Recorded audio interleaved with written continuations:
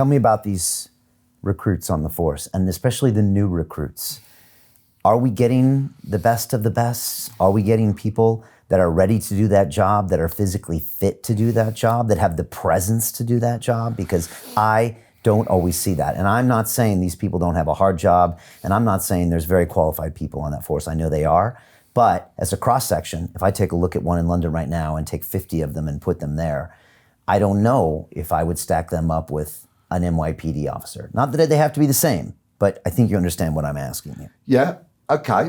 There's some, I need to let you know, there's some very fit police officers hidden beneath high-vis and like the utility belt they wear these days, which Batman would have been proud of. You know, there's some very fit cops under there. There are, of course, some unfit ones, but there are fitness tests that they have to pass every year. Many people would like them to be more strident than they are, and I kind of get that. But, of course, policing needs to reflect society.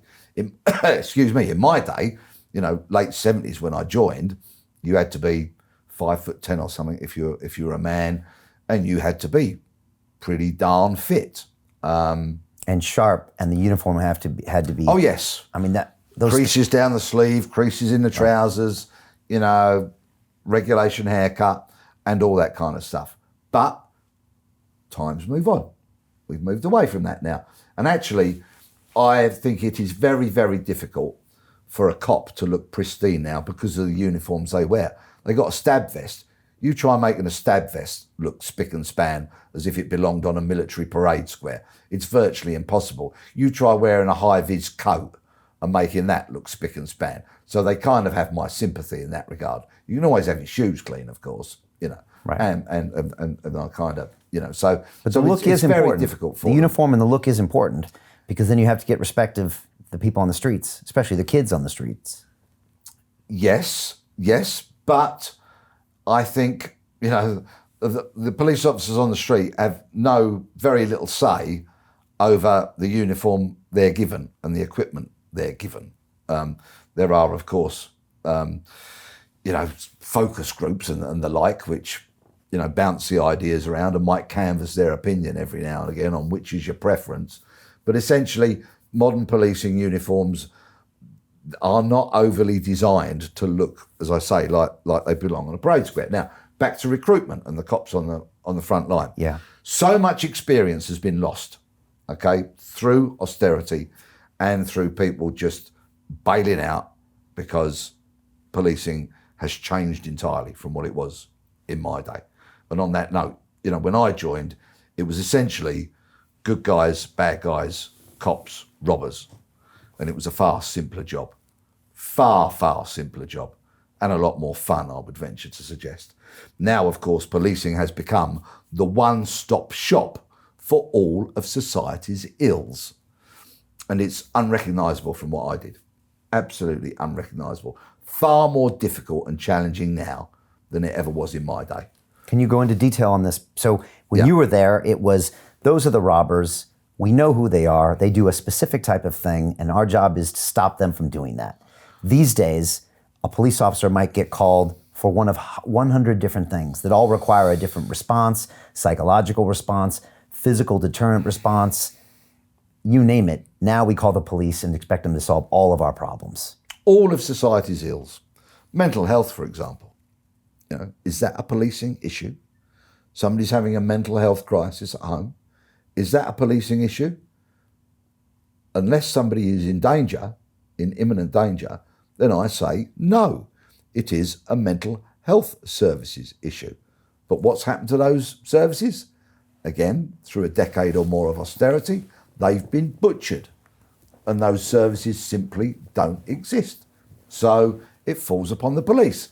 And of course, you know, social workers, mental health workers don't provide a 24/7 service. Who does? The good old police again. So they get all of that kind of stuff.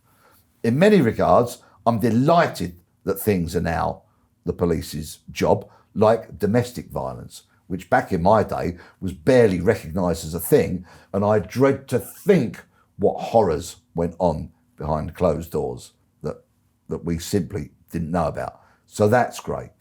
But yeah, literally, Everything falls at the police's feet these days. What else is thrown in there that wasn't there back in your day? I mean, the domestic violence, but you think that's good because at least it's being addressed. Yeah. But it does require a completely different skill set.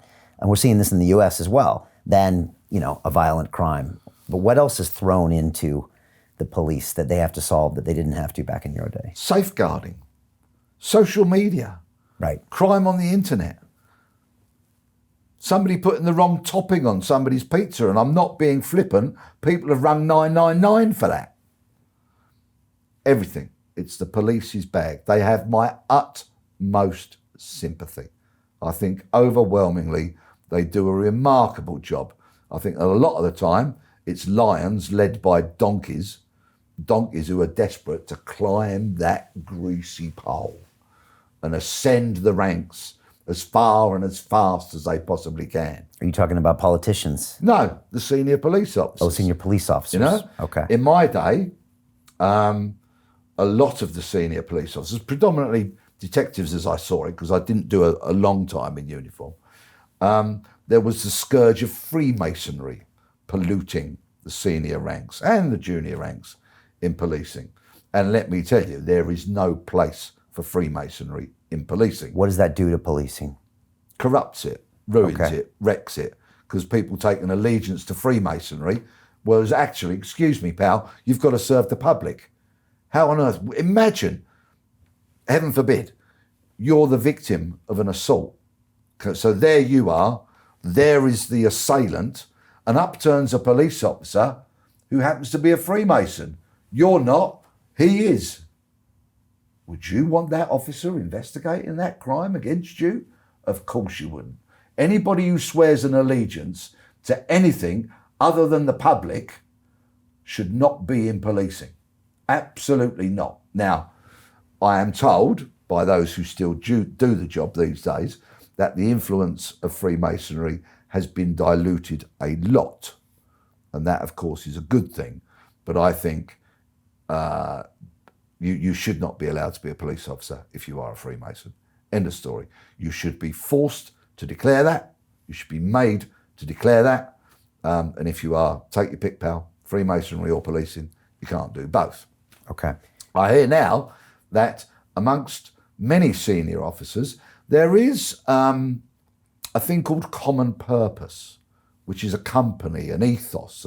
They call themselves some kind of training company or something, and they teach this ethos of common purpose.